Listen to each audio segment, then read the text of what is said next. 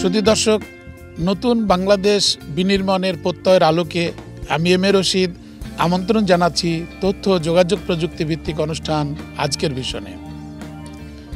এই অনুষ্ঠানের মাধ্যমে তথ্য ও যোগাযোগ প্রযুক্তির বিভিন্ন বিষয়সমূহকে সর্বস্তরে জনগণের মাঝে ছড়িয়ে দিয়ে একটি প্রযুক্তি নির্ভর জ্ঞানভিত্তিক সমাজ বিনির্মাণে অবদান রাখা আমাদের লক্ষ্য। আমাদের এবারের বিষয় যমুনা রেল সেতু। দর্শক, আসুন আমরা দেখি যমুনা রেল সেতু দেশের উত্তরাঞ্চল এবং পূর্বাঞ্চলের মধ্যে যোগাযোগ ক্ষেত্রে এবং দেশের উন্নয়নে কতটা গুরুত্বপূর্ণ। যমুনা নদীর ওপর বর্তমান সড়ক সেতুর ৩০০ মিটার উত্তরে ৪.৮ কিলোমিটার দীর্ঘ ডুয়েল গেজ ডাবল লাইন পৃথক যমুনা রেল সেতুর নির্মাণ কাজ প্রায় শেষের পথে।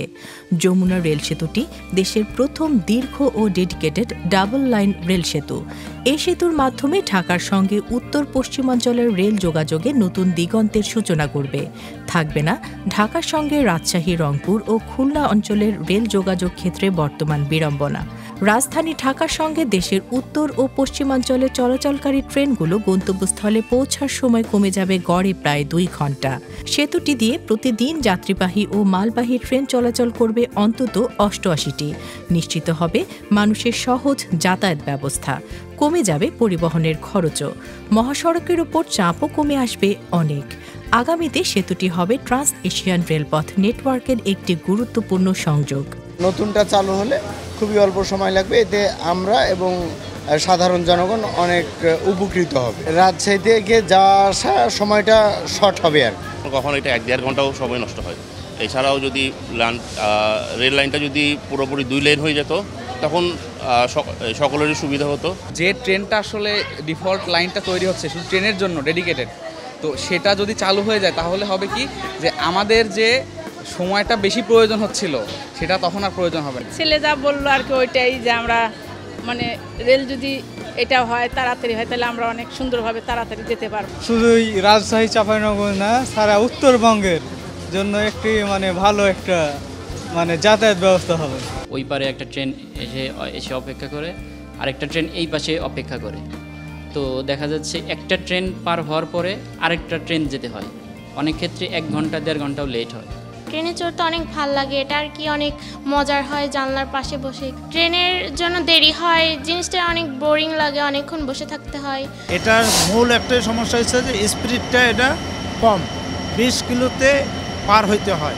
সেক্ষেত্রে যদি নতুন যে যমুনা সেতু নতুন হচ্ছে, এটা আশা করি 80 থেকে আপ স্পিড হবে, যাত্রীদের স্বাচ্ছন্দ্যে তারা পারাপার করতে পারবে। সামনে আরও যাত্রীরা আরও আরামদায়কভাবে উঠতে পারবে। আমাদের রিমডেলিং স্টেশন হচ্ছে, অত্যাধুনিক সব স্টেশনগুলো সংস্কারকরণ হচ্ছে। সাধারণ ট্রেন ছাড়াও হাই স্পিড ট্রেন চলাচলের উপযুক্ত করে নির্মাণ করা হয়েছে যমুনা রেল সেতু। সেতুতে ট্রেন চালানো যাবে ঘন্টায় সর্বোচ্চ ২৫০ কিলোমিটার গতিতে। শুরুতে প্রথম বছর ব্রড গেজ ট্রেন প্রতি ঘন্টায় ১২০ কিলোমিটার এবং মিটার গেজ ট্রেন প্রতি ঘন্টায় ১০০ কিলোমিটার গতিতে চলাচল করতে পারবে। 60 কেজি রেল, 60 কেজি রেল অর্থ হচ্ছে পার মিটারের রেলের ওজন হচ্ছে 60 কেজি।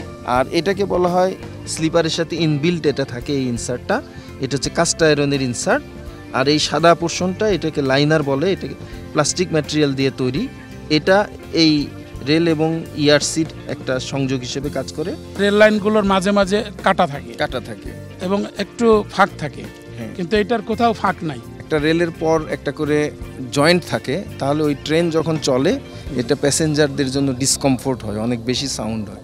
তো এখনকার রেলওয়ের টেকনোলজি এটা হচ্ছে লং ওয়েল্ডেড রেল করা, হয়তো বা ১ কিলোমিটার, ২ কিলোমিটার, ৫ কিলোমিটার পর্যন্ত টানা ওয়েল্ডিং করা হয়। এটার মাধ্যমে আমাদের যে যখন ট্রেন চলবে এটা খুব স্মুথলি চলবে এবং প্যাসেঞ্জারদের ডিসকমফোর্ট হবে না। ঈশ্বরদী উপজেলাকে রেলের শহর এবং পাবনা জেলার প্রাণকেন্দ্র বলা হয়।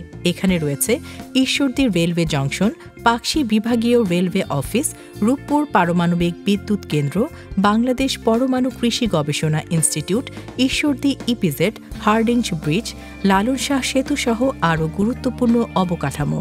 এই রেল সেতু মানুষের নিরাপত্তা দেবে, মানুষের দ্রুত চলাফেরা করার সুযোগ সৃষ্টি করে দেবে।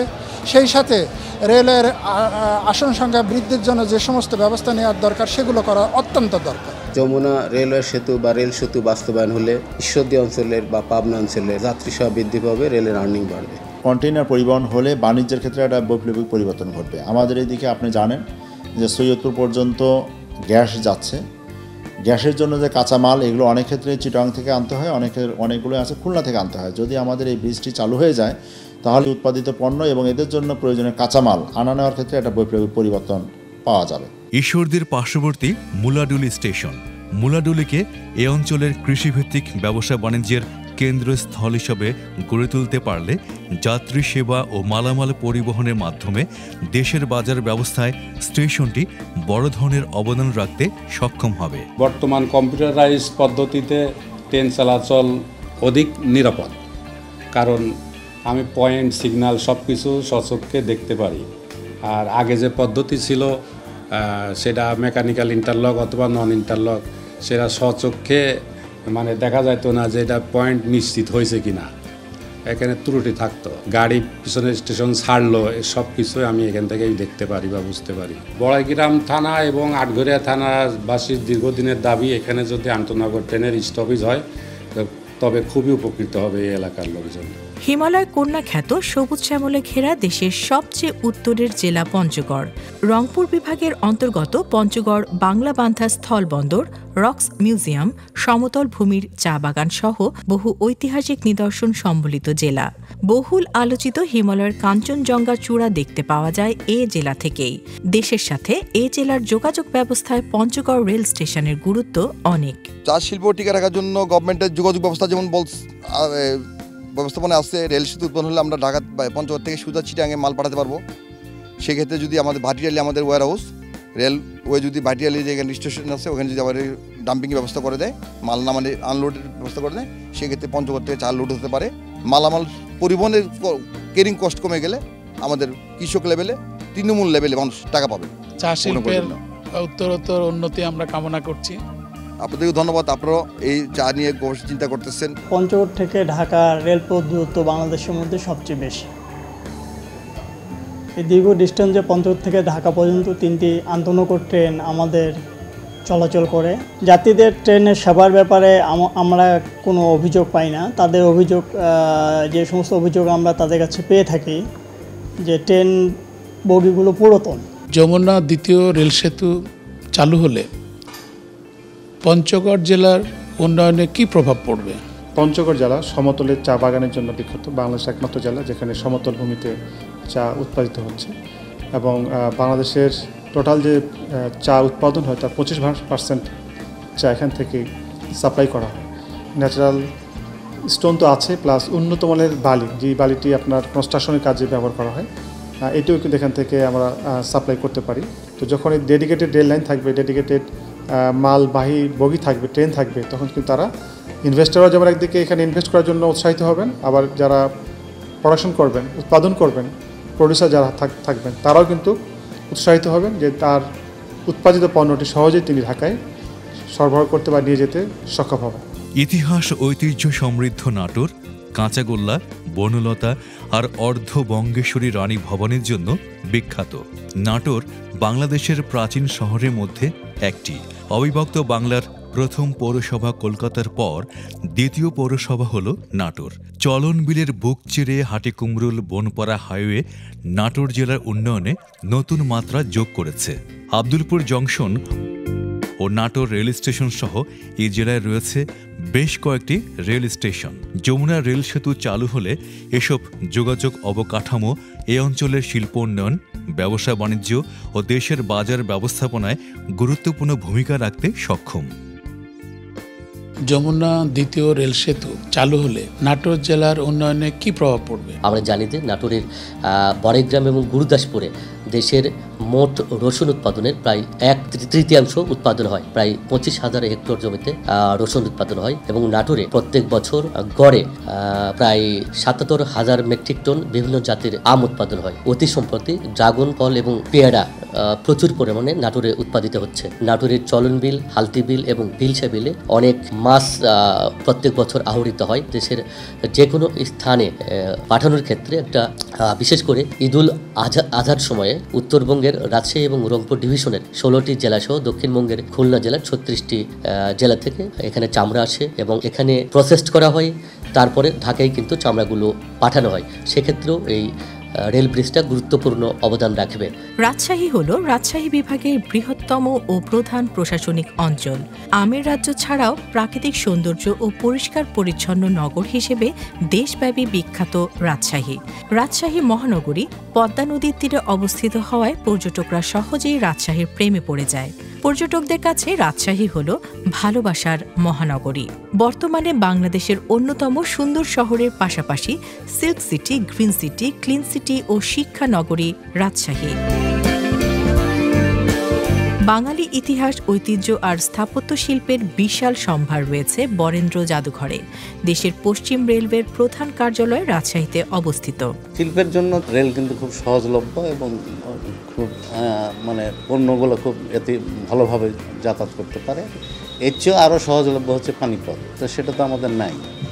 তো আমরা চাই যে রেল ডেভেলপড হোক, পশ্চিম অঞ্চলের সাথে 8টা বিভাগের সাথে ডাবল লাইন যাতে থাকে সেই ব্যবস্থাটা করা, তাহলে এই অঞ্চলের অর্থনৈতিক সচ্ছলতা ফিরে আসবে। যমুনা রেল সেতু চালু হলে পশ্চিম অঞ্চলে কি ধরনের প্রভাব পড়বে? বাংলাদেশের রাজধানী সহ দক্ষিণ পশ্চিমাঞ্চল বা দক্ষিণাঞ্চল বা পূর্বাঞ্চলের একটা অভূতপূর্ব সংযোগ স্থাপিত হবে, যার মাধ্যমে উত্তরাঞ্চলের সাথে তথা বাংলাদেশের অর্থনৈতিক কর্মকাণ্ডে একটা ব্যাপক গতিশীলতা আসবে এবং নানাবিধ কর্মকাণ্ড, এমপ্লয়মেন্ট অপরচুনিটি সৃষ্টি হবে। নিরাপদ ট্রেন চলাচলের ক্ষেত্রে ডিজিটাইজেশন একটা বড় ব্যাপার, যার পরিপ্রেক্ষিতে আপনার ট্রেন পরিচালনা অনেক সহজ হয় এবং অ্যাক্সিডেন্ট প্রবণতা কমে যায়। এর সাথে আমরা নতুন এখন আবার ট্রাই করছি যে সিটিসি সেন্টার, যার মাধ্যমে যতগুলো ট্রেন আছে কয়েক মুহূর্তের মধ্যে আমরা তার লোকেশন ট্রেস করতে পারবো, কি কারণে কোথায় কি হচ্ছে এগুলো দেখতে পারবো মনিটরের ডিসপ্লের মাধ্যমে। যমুনা নতুন রেল সেতু চালু হলে আপনার বিভাগের কি ধরনের উন্নয়ন হবে? বরেন্দ্র অঞ্চল, যেটিকে আমরা বলছি যে রাজশাহী এবং রংপুর বিভাগ, যেটি আগে বৃহত্তর রাজশাহী ছিল, এখানে বর্তমানে রাজশাহী বিভাগে 8টি জেলা, রংপুর বিভাগে 8টি জেলা। এই 16টি জেলা একটি শস্য ভাণ্ডার হিসেবে পরিচিত। সবচেয়ে বেশি আগে সমস্যা ছিল এখানে কর্মসংস্থানে, শিল্প প্রতিষ্ঠানে, বাণিজ্য নাই। কিন্তু যেমন রাজশাহী একটি শিল্প শহর, এটি একটি পর্যটন শহর, প্রায় 2500 বছর সভ্যতা কিন্তু পুরো গোটা রাজশাহী জুড়ে আছে। সবচেয়ে বড় চ্যালেঞ্জিং ছিল যোগাযোগ ব্যবস্থা। সড়ক কমিউনিকেশনটা ডেভেলপ করা হয়েছে যমুনা সেতু হওয়ার পরে, কিন্তু মানুষের জন্য সবচেয়ে উপযোগী হলো সস্তা এবং সবচেয়ে কমফোর্টেবল জার্নি হলো যেটাকে আমরা বলছি ট্রেন। এই মোবিলিটিটা বাড়বে, তখন একটা কর্মসংস্থানের সুযোগ থাকবে, শিল্প প্রতিষ্ঠানগুলো আসবে। এখানে আমরা ম্যাঙ্গো ট্রেন একটি চালু করি প্রতি বছরই, আমের সময় আসলে কোরবানি হয়, তখন কিন্তু আমরা গবাদি পশুও কিন্তু ট্রেনে পরিবহন করি। 8টি জেলাতে 8টা ব্র্যান্ডিং আছে। যেমন আপনি যদি দেখেন বগুড়ার পুণ্ড সভ্যতার ইতিহাসে আমার এই রাজশাহীতে হলো সিল্ক সিটি আমরা বলছি, তারপর চাঁপাইনবাবগঞ্জে ম্যাঙ্গোর কথা বলছি, তারপর নাটোরে পাবেন, বগুড়া পাবেন, সিরাজগঞ্জের তাঁত পাবেন, ইত্যাদি অনেক জায়গায়। পাবনাতে তো পাবেনই, এখানে আমাদের একমাত্র পারমাণবিক বিদ্যুৎ কেন্দ্র। এই জায়গা পুরাটাই আমার ডেভেলপ হয়ে যাবে। আপনি যত বেশি ব্যবসা বাণিজ্য করেন তত বেশি কর্মসংস্থান হবে, কারণ এখানে বলছে যে শিক্ষানগরীতে যখন কর্মসংস্থান তৈরি হবে, ইন্টার জেনারেশনটা বদলে যাবে। উত্তরবঙ্গের প্রবেশদ্বার সিরাজগঞ্জ জেলার সাথে টাঙ্গাইল জেলার ভুয়াপুর উপজেলাকে যুক্ত করেছে যমুনা রেল সেতু। যমুনা রেল সেতু এখন পুরোটাই দৃশ্যমান। 16,781 কোটি টাকা ব্যয়ে নির্মাণাধীন সেতুটিতে রয়েছে জাপান ইন্টারন্যাশনাল কোঅপারেশন এজেন্সি বা জাইকার প্রায় 72% ঋণ সহায়তা। দেশের বৃহত্তম এই রেল সেতুর পরীক্ষামূলক কার্যক্রম শেষ হলে শীঘ্রই হবে শুভ উদ্বোধন। এই যে যমুনা রেল সেতু যে কর্মযজ্ঞ চলছে এখানে, আর কতদিন সময় লাগবে এটা চালু হইতে? Government inspector of Bangladesh railway, তার একটা অনুমোদন লাগে, সেটার কতগুলো ফর্মালিটিস আছে। এই কাজগুলো আমরা আগামী 1-2 মাসের মধ্যেই সম্পন্ন করব, করে আমাদের 22 ডিসেম্বরের মধ্যেই ফুল কাজটা সম্পন্ন হয়ে যাবে। তারপরে আমরা যে কোনো মুহূর্তেই এই ব্রিজের উদ্বোধন করতে পারবো। এখানে তথ্য প্রযুক্তির কোনো বিষয়কে কাজে লাগানো হয়েছে? সেতুর 2 পাশে 2টি সিকিউরিটি বিল্ডিং আছে, যেখানে আমাদের রেলওয়ে নিরাপত্তা বাহিনী বা সিকিউরিটি পিপলরা ওখানে ডিউটি করবে। এছাড়া আমাদের যে সিসিটিভি ক্যামেরা সিস্টেম সেটা আমরা স্থাপনের জন্য প্রক্রিয়া করছি। ব্রিজের অ্যাপ্রোচ দিয়ে যদি কেউ কোনো দুষ্কৃতিকারী বা কেউ প্রবেশ করলো কিনা সেটা মনিটর করতে পারবে। এছাড়া আমরা ব্রিজের যে নেভিগেশনটা নিরাপদভাবে নেভিগেশন যাতে করতে পারে, আমরা নেভিগেশন লাইট ইউজ করব, এখানে computer based interlocking signalling use করব, যেটা দিয়ে অটোমেটিক সিগন্যালিংয়ের মাধ্যমে ট্রেন পরিচালনা করা হবে। আর কমিউনিকেশনের জন্য এই নতুন ব্রিজ দিয়ে আসলে ফাইবার অপটিক লাইন থাকবে, যাতে টেলিকমিউনিকেশন সিস্টেমটাও প্রপারলি পরিচালনা করা যায়। পাশে একটা ব্রিজ আছে, যমুনা রেলওয়ে, নতুনভাবে এই ব্রিজটা করা হলো কেন? সেখানে যখন রেল ইনস্টল করা হলো তখন ওখানে কিছু রেস্ট্রিকশন আরোপ করা ছিল। ট্রেন ব্রিজে উঠবে তার আগের স্টেশনে ওখানে একটা মেকানিক্যাল চেকিং করতে হতো, সেখানে প্রায় 20 মিনিট সময় লাগতো এবং এই অল্প স্পিডে এই ব্রিজটা পার হতে পুরো এক স্টেশন থেকে আরেক স্টেশনে যেতে বেসিক্যালি 45 থেকে 50 মিনিট সময় লাগতো, যার কারণে আমরা কোনো ট্রেনের সংখ্যা বাড়াতে পারছিলাম না। পাকশি ব্রিজের, হার্ডিন্স ব্রিজের অনেক বেশি লোহালক্কর, তো এখানে সেই পরিমাণ লোহালক্কর কিন্তু আমরা দেখতে পাচ্ছি না। যদি স্ট্রেংথ কম থাকে তখন ম্যাটেরিয়ালটা বেশি লাগে। এখানে হচ্ছে উইদারিং স্টিল ইউজ করে হাই স্ট্যান্ডার্ড স্টিল ইউজ করা হয়েছে এবং যার কারণে এটার ডিজাইনটাও এইভাবেই চলে এসেছে। আর যমুনা রেল সেতু প্রকল্পটি 3টি ঠিকাদারের মাধ্যমে পৃথক 3টি প্যাকেজে বাস্তবায়ন করা হচ্ছে।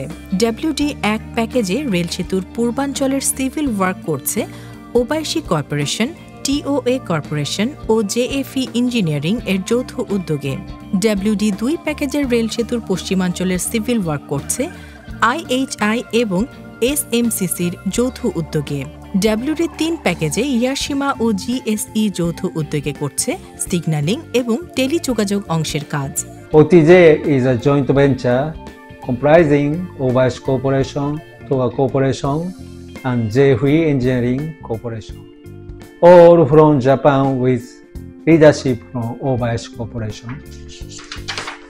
This project is funded by JICA, which is the implementing agency for Japanese Official Development Aid, we call ODA, aimed at supporting the economic development and stability of developing regions. Client for this project is Bangladesh Railway. Main scope of construction for OTJJV was 27 number pier on the Jamuna River and bridge superstructure and total 50.5 km dual gauge railway track, East Rail Station, river training works, and bridge security building and footover bridge.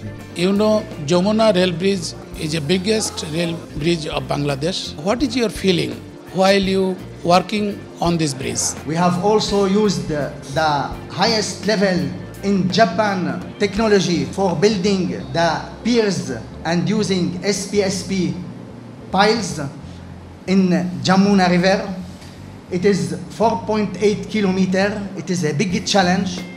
It is the image in Asia and in Bangladesh for the progress of this country, and the high level of technology has been used in this project. All the level of security and safety has been taken in consideration that there will be zero accident. How many workers involved with this bridge? In fact, we estimate that about 4,000 people is involved in this bridge. International people here, which is working here, most of them are Japanese, some of them are European, some from Asian countries. You are satisfied to work in Bangladesh? We are, all of us here, all the international people here are proud and satisfied to work in this project. In Bangladesh, we feel that we are living in our country. We are free and happy and doing everything that it is enjoyable and which is maintain a good relation with local people. We are very satisfied to work in Bangladesh, and everybody here would like to renew this experience and to come back again to Bangladesh to work also in this such a developing and mega project. যোগাযোগের অন্যতম সাশ্রয়ী, সহজ, নিরাপদ ও পরিবেশ বান্ধব মাধ্যম হচ্ছে rail. Railway সম্প্রসারণ ও আধুনিকায়নের মাধ্যমে সমগ্র দেশকে রেলওয়ের আওতায় আনার জন্য কাজ করছে বাংলাদেশ রেলওয়ে। জীবনযাত্রার মানের উন্নয়ন, কর্মসংস্থান ও ভারসাম্যমূলক সমৃদ্ধির মূলে রয়েছে যোগাযোগ ব্যবস্থা। আর যোগাযোগের একটি অন্যতম গুরুত্বপূর্ণ মাধ্যম হল রেল যোগাযোগ। যমুনা রেল সেতুর মাধ্যমে পূর্বাঞ্চল এবং পশ্চিমাঞ্চলের রেল যোগাযোগ কতটা সম্প্রসারণ ঘটবে? এই অঞ্চলের মানুষগুলো তাদের যে বর্তমান তাদের যে যাত্রার যে কষ্ট, যে যাত্রার ভোগান্তি এবং যে সময়, সেগুলো তারা ট্রেনে ভ্রমণ করলে তারা স্বাচ্ছন্দ্যে ভ্রমণ করতে পারবে, সময় কম লাগবে।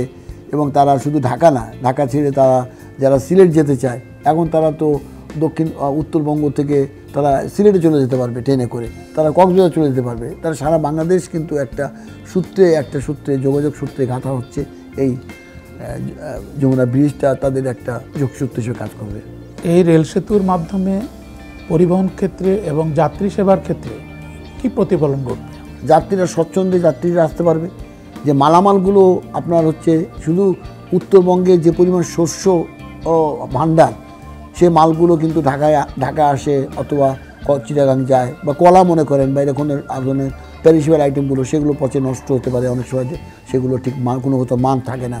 ট্রেনে আসলে দিনে দিনে চলে আসতে পারবে এবং এতে মানুষও তারা যেহেতু ট্রেনে মালামাল নিয়ে আসবে, সুতরাং তাদের যে সড়ক পথে যে খরচ, তার 4 ভাগ বা 5 ভাগের 1 ভাগ তাদের হয়তো দেওয়া লাগতে পারে। সেক্ষেত্রে যারা মালামাল কিনবে তারাও কিন্তু অনেক কমে মালটা কিনতে পারবে এবং কৃষকও কিন্তু তার প্রকৃত মালটা, জিনিসের প্রকৃত মূল্যটা সে পাবে।